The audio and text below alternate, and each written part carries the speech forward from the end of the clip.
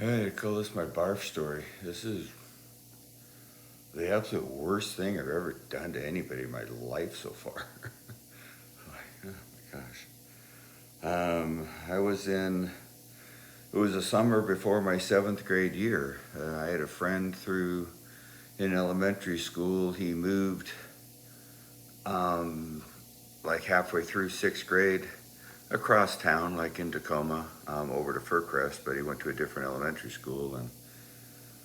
But he called me up like in early summer and asked me over for a sleepover on like Friday night, and my mom let me, so I took my sleeping bag and went over there, and we had chili for dinner, and we went downstairs and played ping pong and drank orange pop and ate crackers, and we were just trying to rally. Like, I play ping pong left-handed. We're hitting the ball easy, putting the paddle down, spin around, do a 360, pick the paddle up, and the ball comes back, and and we're just doing that, and just hitting it over easy, but trying to hurt and spin around, pick your paddle up, and then do it again, and so just getting mildly dizzy, and being able to just do this for I don't know how long we did that for quite a while, and it was a warm day, and he had a little brother. I mean, we just kept drinking orange pop, eating crackers, playing ping pong, and put the paddle down, spin around, pick it up. Anyways, the sun went down, and Mom comes downstairs, and she's all dressed up. I mean, her hair is like bigger, some makeup on, and she's got this white dress, just this kind of fancy dress. And I'm thinking, I'm just a little kid, and going to be in seventh grade, whatever. Like, what's that? 8 years old? No, 12 years old.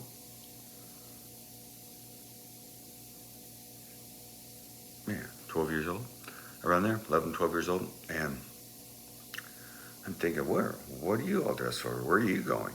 And she's all business. I mean, she's like, okay, boys, time to go to bed. And she, we opened the sliding glass door because we're going to sleep outside in their tent.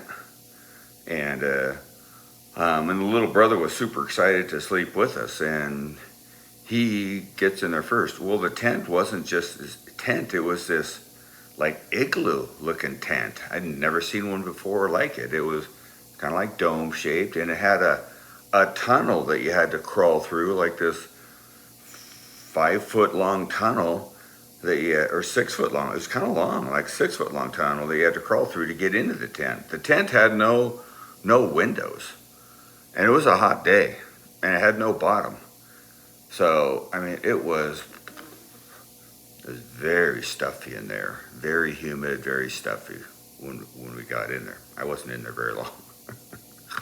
um, anyways, the little, he gets in there. I get in, and I'm like, crawl. Whoa, it's dark in here. Whoa, it's stuffy in here. Whoa, it's humid in here. Whoa, I don't feel good in here. Whoa, I feel dizzy. Oh, I feel nauseous. All right, I've got to get out of here. And by the time I got to the end of the tent, I mean, in my head, it's like, okay, I'm getting in. My friend's right behind me crawling. I got to let him get in, and I've got to get out because I just feel totally uncomfortable, like dizzy, starting to get really nauseous. Like, this is bad. I got to get out of here. Feeling just coming like a freight train. And I get to the end of I'm getting to the end of the tent, end of the tunnel, and I just run into this face, and it's the little brother who he wants out, and well, I wanted to get out, but I'm like, in my mind, it's like, I've got to get into the tent so my friend can get in, and then I'm getting out. Well, so we meet, and we're like at point blank range. I mean, I'm like less than a foot away from him, and I went to say, get out of the way, But when I opened my mouth, get out of the way did not come out of my mouth. It was, whoa! I mean, full force projectile vomiting. I mean, I just, whoa!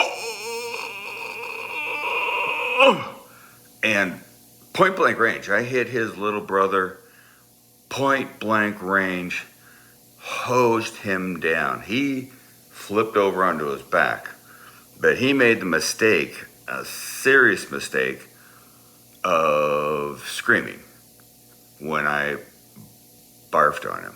And that's not what he wanted to do. Because to scream, pretty much one thing's required. Now I'll give a pause, see if you can figure that out. To scream, you usually open your mouth to scream. And that's what he did not want to do at that moment. That was the worst thing to do. And yeah, you can figure it out. Let's connect the dots. Now he's on his back, and he's doing this. And he's just screaming and spluttering. It's like he's getting attacked by Jaws. And, oh, it was hideous sound. And round one was quickly followed by round two. I unload on him again, and the tank was full. I mean, I had 2 bowls of chili that night for dinner. I mean, she made some good chili. And we were drinking orange pop and eating crackers for that whole evening, downstairs playing ping pong and just getting ourselves dizzy. And I unload on the kid, and he's on his back like a turtle flailing, and I just unload on him again. And I step into the tent, because his friend's right behind me. He crawls into the tent, and I step over his little brother and past my friend, and I crawl out. And my friend, he crawls out, and his little brother's left in there, and in the fading like twilight, we can see this, like a turtle. He's on his back, and his arms and legs are flailing, and he just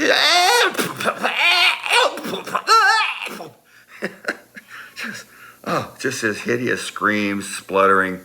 Screaming, sputtering, and all of a sudden, boom, you hear this boom, and I look, and the sliding glass door has been thrown open, and it slams, against the other end, and here comes the mom marching across the yard at us, and she's like full mama bear mode, and she marches right up to my friend and I. I'm not going to say his name because these days you can look it up. He's going to stay anonymous. And she marches up, and she goes akimbo, hands on hip, and she looks right at me. I don't know why she wasn't looking at both of them, but she looks right at me. She goes, "What's going on?" Well, I knew what was going on. I had barfed all over her little boy at point blank range, and he had made the mistake of screaming, and he's in the tent rolling in it. Well, that's what was going on, but I was not going to tell her that. I just stood there like a deer in the headlights, like, and she waited, and behind her is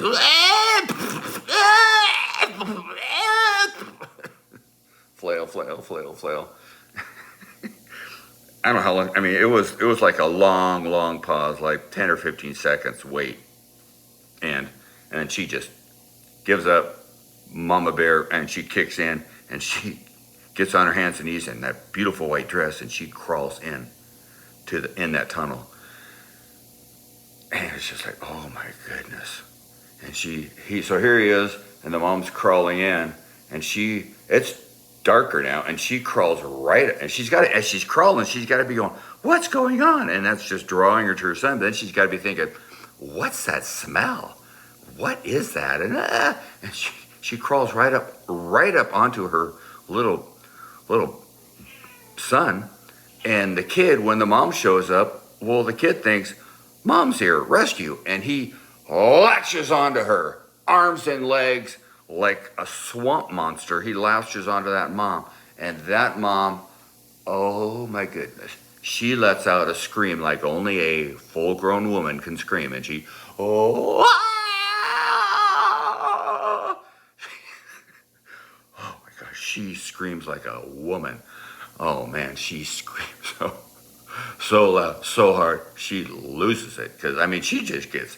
She couldn't even see what grabbed her. It was her son, but he was covered in slime, and he just grabbed her hard and hung on, and he was not letting go of that little boy. He just hung on to her. Well, she slips in the slime and she loses her balance, and she don't want to land right on him, so she turns and hits the ground, and now she's on her back in the slime, and her little son is hanging on to her, and they're in there mud wrestling, and she just, I mean, she let a good scream, and now she is just screaming frantically, panic, frantic, full-grown woman screaming. it was, it was, it was amazing. I mean, we were both amazed. We didn't say a word. We're just watching, and I don't know how long this was going on, but all of a sudden, what the heck is going on? And here comes the dad running across the yard, and he runs up to us. He's like, what's going on? And I know what's going on. I am not going to tell him what's going on. The words aren't, nothing's coming out of my mouth. But he doesn't wait nearly as long as the mom did. He just pauses. I'm a deer in the headlights again. He gets on his hands and knees, and he goes in the tunnel. And he crawls up to him. He's like, what the heck? And it's like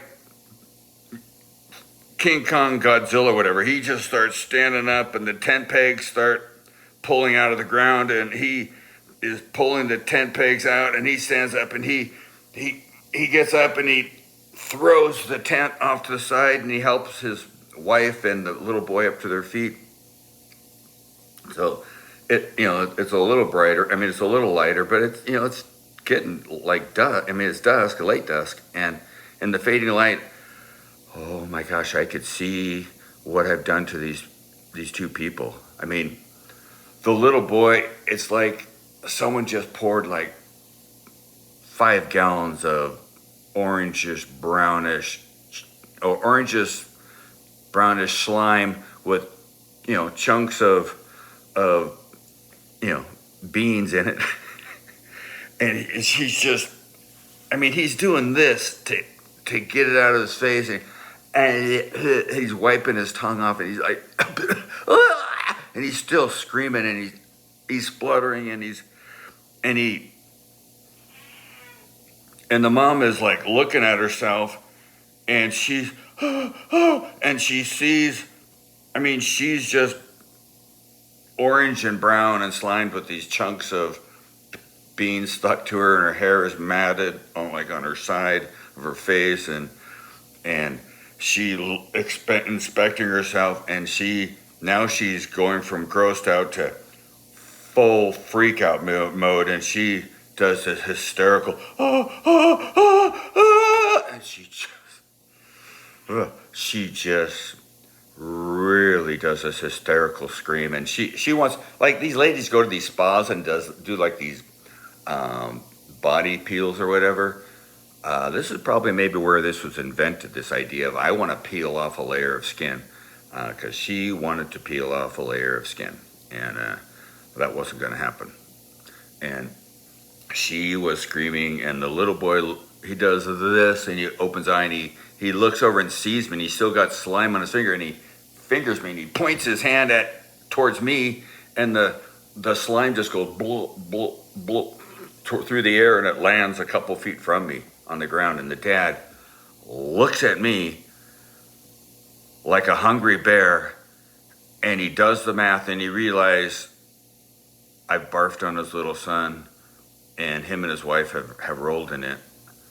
And he marches that, I don't know, 10 or 15 feet across the yard to me, and oh my gosh, I almost pooped my pants. I was so scared. He had this look of, he was so mad, and he grabbed my arm, and across the yard, in the house, up the stairs, call home. You're going home. And I pick up the phone, and this is rotary phone. I don't even know if any of you guys know what a rotary phone is if you're a young person, but and you have to do 7 numbers, and our number had a lot of big numbers in it, and had a couple nines. It's like, and I'm dialing this number, and it feels like it's taking forever. The dad's standing right there, right next to me, and he's like breathing hot air, and and finally I finished dialing, and my mom, it rings, ring. My mom answers the phone. Hi, honey, what's going on? I'm like, Mom, you need to come get me. And she's like, why? And I was like, you need to come get me right now. And Dad hangs the phone up, grabs my hand out the front door, puts me on the front porch, closes the door, leaves me there, and that's it. I was just left on the front porch to wait for my mom to come home. So I'm out on the front porch, and I can still hear the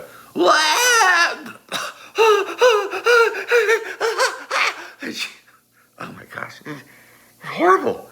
And now it's like a neighborhood party because people are coming out of neighbors' front doors to go, what the heck is going on? And like a block party, and all these people are walking towards the house, walking around, going in through the gate. I mean, lots of people walking back there. And I'm standing there and I'm feeling so bad, so guilty. And like, oh my gosh, I've just ruined these people. And Mom pulls up. It was a long wait. It was only like 10 minutes. I mean, I didn't live that far away, but it felt like forever. And the whole time, the mom and the boy did not stop screaming that whole time. Is and the girl, and Mom pulls up, and I run down, jump in the car, slam the door, and go, get out, let's go, like I robbed a bank. And my mom does this, what's going on? And I'm like, go, Mom, go. And she just does this, I'm not going anywhere, young man, until you explain what's going on. I'm like, oh my gosh. I rolled down the window. It's one of those crank windows. I rolled down the window a little ways so you could hear the total chaos in the backyard. And I go, we had chili. I had 2 bowls. We played ping pong downstairs. I was drinking orange pop, eating crackers. I got dizzy. We played for hours. I got dizzy. We went in the tent, and I barfed all over his little boy at point blank range. And then him and his mom rolled in it. Can we go? I was just mad that she's making me, So I just, I was just boom, boom, boom. And I go, can we go now? And she just kind of leans back, and she starts to pull away. And I roll the window upside down to hear the screaming as we rolled away. And I don't know if you've ever had this time in your life where you realize your parents who were mad at you thought what you did was funny, but they don't want you to know that they think it's funny. And my mom, she's like, oh, and she turns her head, and she pretended like she's just rubbing her neck or whatever, but she's covering her elbow so I can't see her face, and she starts driving, and we get to this first intersection, and she's shaking, and she kind of looks, but she doesn't turn enough, and she's going, well, this car's coming, but she can't see it because she's covering her face because she doesn't want me to see her face because she's can't believe what I just said, and I mean, and she just thinks it's just amazingly she just can't believe it, and she's trying to not let me see that she thinks it's funny, and we almost get in a car accident, and she puts her head down, and then I see her face, and she turns her head, and we get through that, and then she just starts laughing hard, and she goes, Mike, I can't believe that. That's just so horrible. I go, I know, Mom. I'm so sorry. And then she stops. She goes, where's your sleeping bag? I go, you can drop dead. I am not going to get my, go, don't make me go, because I am not going in there to get my sleeping bag. And I just fold my hands like, I'm not doing it. You have to go get it. I'm not getting it. And she just goes, yeah, forget it. We just went home. I never got my sleeping bag. Never saw him again. But just the absolute worst thing I ever did to anybody. I don't even remember his little brother's name, but just the worst thing I ever did to anybody. And yeah, I never saw him again. Yikes.